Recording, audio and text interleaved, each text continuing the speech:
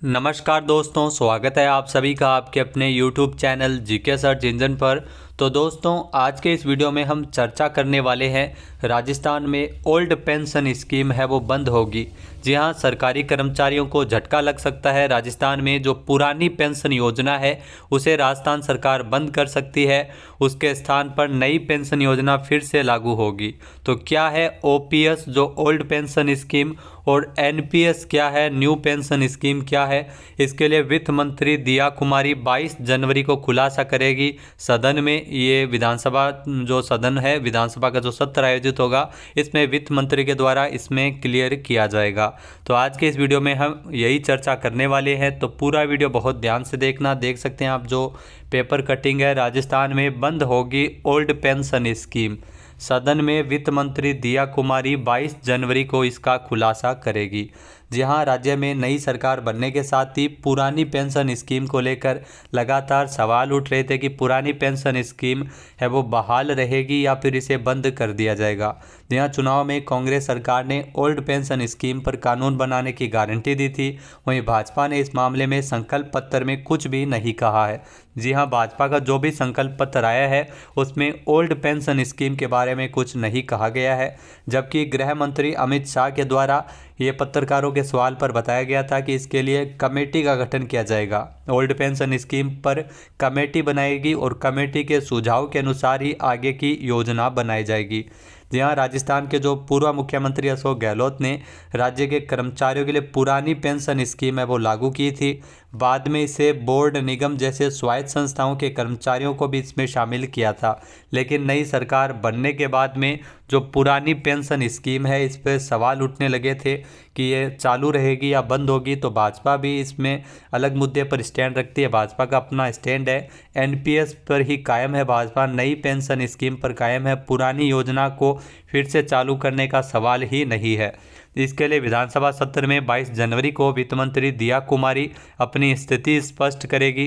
जहां कांग्रेस के प्रदेश अध्यक्ष गोविंद सिंह डोटासरा और बामनवास के जो राजस्थान की विधायक है इंदिरा मीणा, जिन्होंने वित्त विभाग से पूछा था कि क्या सरकार पुरानी पेंशन स्कीम बंद कर नई पेंशन स्कीम लाना चाहती है या पुरानी पेंशन स्कीम को ही जारी रखना चाहती है, इस सवाल का जवाब भी विधानसभा के सत्र के दौरान 22 जनवरी को दिया जाएगा।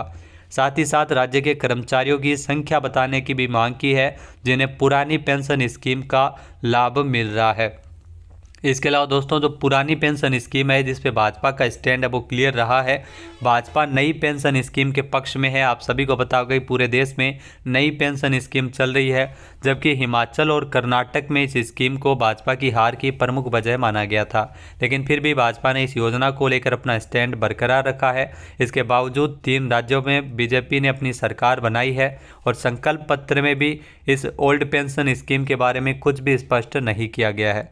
इसके अलावा दोस्तों, देख सकते हैं आप जो आरबीआई ने भी रिपोर्ट दी थी अपनी ओल्ड पेंशन स्कीम को लेकर। ओल्ड पेंशन स्कीम के पक्ष में दलील दी जाती है कि सामाजिक सुरक्षा के लिए यह जरूरी है।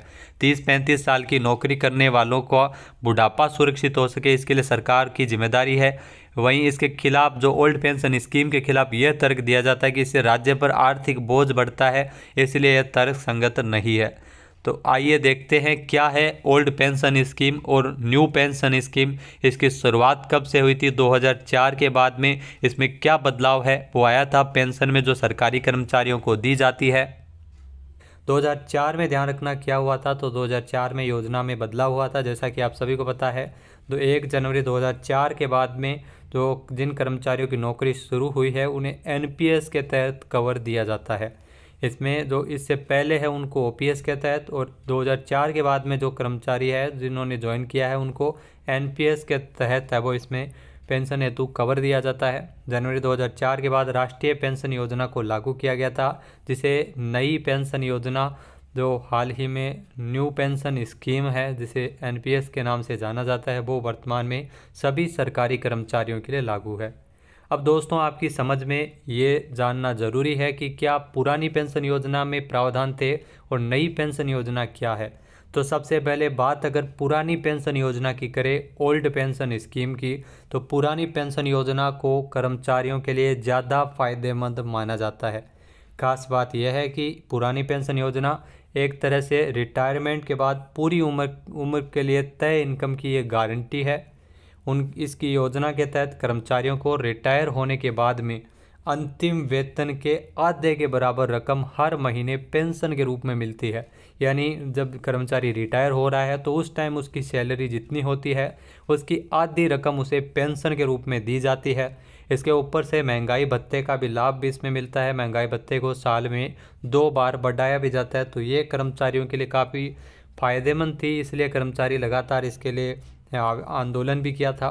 पुरानी पेंशन योजना की सबसे अच्छी बात यह है कि उसमें सर्विस के सालों के दौरान जो सर्विस के वर्ष है, जो जितनी भी सर्विस है, यानी नौकरी करते हुए वेतन से कोई भी प्रकार की कटौती नहीं की जाती, जबकि न्यू पेंशन स्कीम में इस प्रकार की कटौती होती है। इस पेंशन योजना का लाभ सिर्फ सरकारी कर्मचारियों को ही मिलता था। ये इसकी बेनिफिट थे पुरानी पेंशन योजना के। अब दोस्तों देखते हैं नई पेंशन योजना क्या है, क्योंकि अक्सर मन में विचार आता है कि पुरानी पेंशन योजना में ऐसा क्या था कि लोग इसके लिए इतना पागल है, और नई पेंशन योजना किस प्रकार से है।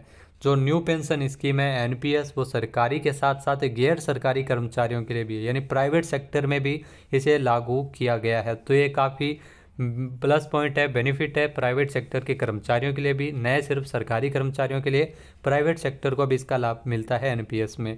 शुरुआत में यह योजना सिर्फ सरकारी कर्मचारियों के लिए थी, लेकिन 2009 में इसका दायरा बढ़ाया गया था और निजी क्षेत्र में काम करने वालों को भी इसे ओपन कर दिया गया था। इसे पीएफआरडीए के द्वारा मैनेज किया जाता है, जिसके तहत टीयर 1 और टीयर 2 दो प्रकार के अकाउंट है वो इसमें होते हैं। एनपीएस के तहत कर्मचारियों को 1.5 लाख रुपए तक के टैक्स बेनिफिट है वो इसमें मिलते हैं। एनपीएस में हर महीने सैलरी में से पैसे काटे जाते हैं एनपीएस के।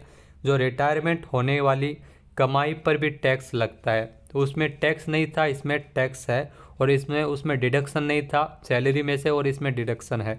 इसके अलावा पेंशन की रकम इस बात पर निर्भर करती है कि आपने टीयर 1 का विकल्प चुना है या टीयर 2 का विकल्प चुना है। इसके अलावा नौकरी के दौरान सैलरी से कितनी कटौती कराई है, तो ये टीयर 1 और टीयर 2 के हिसाब से ये कितनी राशि काटी जाती है उसका तय किया जाता है। इस योजना में पेंशन की रकम पुरानी पेंशन योजना की तुलना में कम होती है, तो इस वजह से सरकारी कर्मचारी इसे पसंद नहीं कर रहे थे। जैसा कि आप सभी को बताया कि सबको सरकारी नौकरी नहीं मिलती, तो इसे प्राइवेट सेक्टर में भी लागू किया गया है। इस लिहाज से इस योजना को उतना ज़्यादा हेल्पफुल माना जाता है न्यू पेंशन स्कीम को, क्योंकि ये सभी कर्मचारियों के लिए, चाहे सरकारी हो चाहे प्राइवेट हो, सिर्फ और सिर्फ प्राइवेट के लिए नहीं है। तो मेरे हिसाब से राजस्थान में ओपीएस है वो चालू नहीं रखी जाएगी, क्योंकि भाजपा सरकार का ये मोटिव नहीं है। भाजपा सरकार ने न्यू जो पेंशन स्कीम है उसे जो जन योजनाओं को ध्यान में रखते हुए किया है, न कि केवल सरकारी कर्मचारियों को ध्यान में रखते हुए। तो गहलोत सरकार ने ओपीएस है जो कांग्रेस शासित राज्य है, जो उस समय कांग्रेस सरकार के द्वारा इसे राजस्थान में लागू किया गया था, फिर हिमाचल में बनी थी, वहाँ भी इसकी घोषणा हुई थी। तो कांग्रेस शासित राज्यों में ओपीएस को लागू किए जाने की घोषणा है। अब ये पेंशन कब मिलती है, जब रिटायरमेंट होता है, यानी 2034-35 तक का जो हम आंकड़ा धार रहे हैं, जो पहला बैच निकलेगा, तो इस हिसाब से हम धार सकते हैं कि ये सिर्फ एक चुनावी मुद्दा है। ओपीएस जब भी चुनाव आते हैं, ओपीएस लागू करना है या नहीं करना है, उसके हिसाब से वोट मांगे जाते हैं। तो दोस्तों, ओपीएस के बारे में और एनपीएस के बारे में आपकी क्या राय है, कमेंट करके ज़रूर बताना। जय हिंद, जय भारत, जय राजस्थान।